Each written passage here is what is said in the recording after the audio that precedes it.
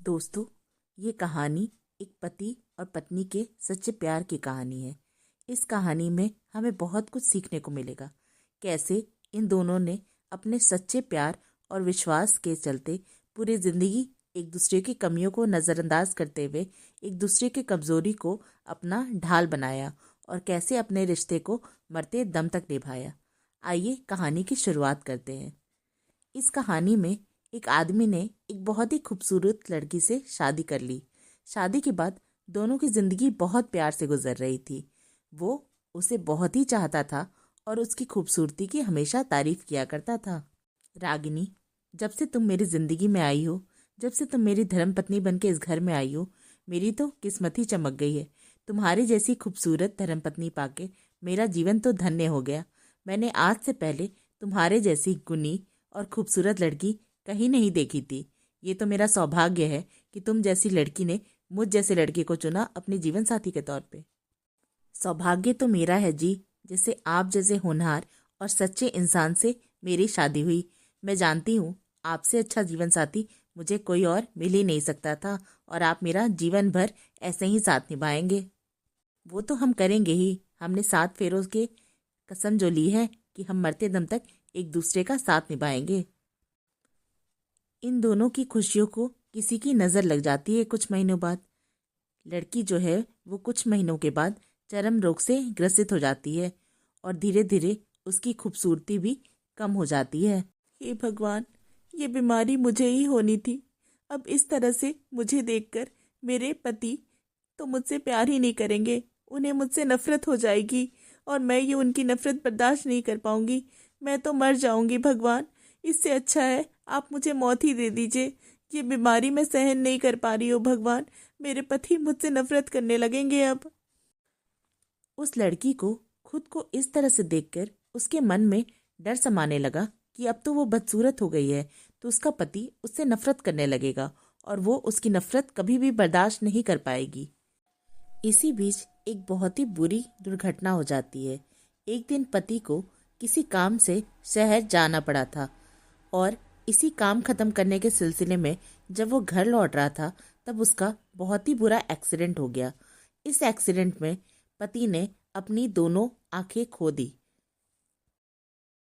जब पति अपना इलाज करा के अस्पताल से घर लौटा तो पत्नी ये सब देख के बहुत ही घबरा गई और बेचारी बहुत ही सदमे में चली गई कि उसके पति की दोनों आंखें चली गई हैं। ये सोच सोच के बेचारी बहुत दुखी हो गई। ये क्या हो गया जी आपको? अगर आप पे कोई मुसीबत आनी ही थी तो इससे अच्छा मुझ पे आ जाती। आपकी आंखें कितनी कीमती थी, भगवान ने वो आपसे छीन ली। इससे अच्छा मुझसे ही छीन लेती। अब मैं जी के क्या करूँगी? ऐसा मत बोलो तुम तो मेरी हिम्मत हो। भगवान जो करता है अच्छे के लिए करता है। लेकिन मैं तुम्हें एक बात का विश्वास ज़रूर दिलाता हूँ कि इस चीज़ से हमारे वैवाहिक जीवन में कोई भी फर्क नहीं पड़ेगा। हम जैसे पहले खुश रहते थे हम आगे भी वैसे ही खुश रहेंगे। पत्नी की बीमारी और पति के एक्सीडेंट के बावजूद इन दोनों की जिंदगी समान तरीके से आगे बढ़ती रही। समय गुजरता रहा और अपने चर्म रोग के कारण लड़की ने अपनी सारी खूबसूरती गंवा दी। वो पूरी तरह से बदसूरत हो गई। लेकिन अंधे पति को इस बारे में कुछ भी पता नहीं था क्योंकि वो देख नहीं सकता था। इसलिए इससे उनका खुशहाल विवाहित जीवन पर कोई प्रभाव नहीं पड़ा। तुम्हें पता है, तुम आज भी उतनी ही खूबसूरत हो जितना मैं तुम्हें ब्याह के लेके आया था, बल्कि उससे भी ज़्यादा हो गई होगी। भले ही मैं तुम्हें नहीं देख सकता लेकिन मैं जानता हूँ तुम्हारी खुशबू से कि तुम आज भी वैसे ही महकती और चहकती हो। पत्नी बेचारी मन में सोचती है, अगर ये मुझे देख पाते तो ये ज़रूर मुझसे नफरत करते। इन्हें तो पता ही नहीं है कि मैं कितनी बदसूरत हो गई हूँ अपनी बीमारी के कारण। पति इस बात से अनजान वो उसे उसी तरह से प्यार करता रहा जैसे एक नई नवेली दुल्हन को वो करता था जब उसे शादी करके लेके आया था। लेकिन बदकिस्मती से उस बीमारी से उस लड़की की एक दिन मृत्यु हो जाती है। तुम मुझे इस तरह से अकेला छोड़ के नहीं जा सकती। अब मैं तुम्हारे बिना कैसे जीऊंगा, कैसे रह पाऊंगा? हमने तो 7 जन्मों की एक साथ रहने की कसम खाई थी। तुम तो मुझे यूं ही अकेला छोड़ के चली गई। अब मैं कैसे रहूंगा? आंखें खोलो, प्लीज वापस लौट आओ मेरे पास, प्लीज वापस लौट आओ। पति बेचारा बहुत ही मायूस और अकेला हो गया था। पति अपनी पत्नी की मृत्यु के बाद बहुत ही बेचारा दुखी हो गया था और अपने आप को बहुत ही अकेला महसूस करने लगा था। वो अब उस शहर में नहीं रहना चाहता था जहाँ पे उसने सब कुछ उससे छीन लिया गया। अब वो उस शहर को छोड़कर जाना चाहता था। उसने अपनी पत्नी की अंतिम संस्कार की सारी क्रियाविधि पूर्ण की और शहर छोड़कर जाने लगा। तभी एक आदमी ने पीछे से उसे पुकारा और पास आकर कहा, अरे भाई, तुम कहाँ जा रहे हो? मैं ये शहर छोड़ के दूसरे शहर में जा रहा हूँ। अब मैं इस शहर में नहीं रहना चाहता। लेकिन अब तुम बिना सहारे के अकेले कैसे चल पाओगे? तुम तो अंधे हो। इतने साल से तुम्हारी पत्नी ने तुम्हारी मदद की, उसने तुम्हारे सहारा दिया, फिर कैसे तुम अकेले सब कुछ कर पाओगे अब? नहीं दोस्त, मैं अंधा नहीं हूँ। मैं बस अंधे होने का नाटक कर रहा था।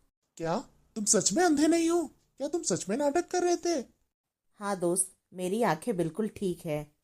ये देखो, मेरी आंखें बिल्कुल ठीक है।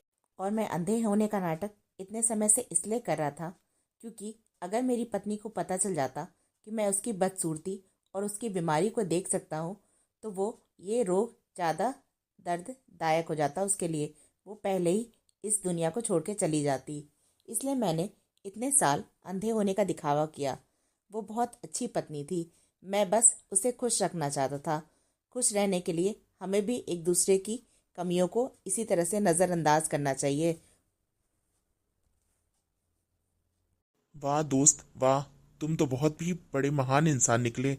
तुमने अपनी पत्नी की बीमारी को छुपाने के लिए अपने आप को अंधा भी बना लिया। सलाम करता हूँ तुम्हारे जैसे आदमी को मैं।